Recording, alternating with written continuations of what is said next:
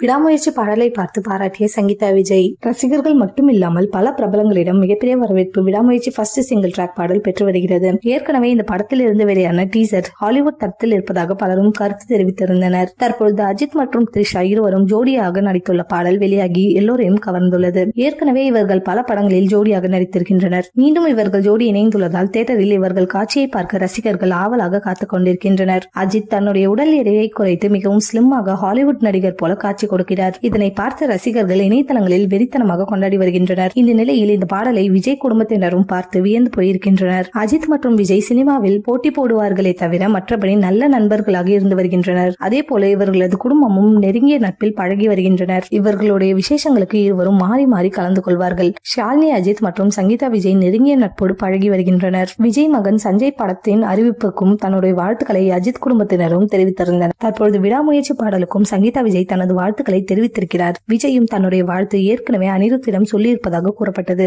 அனிருத் தான் விடாமுயற்சி படத்திற்கும் தளபதி 69 படத்திற்கும் இசையமைக்கிறார் என்பது குறிப்பிடத்தக்கது.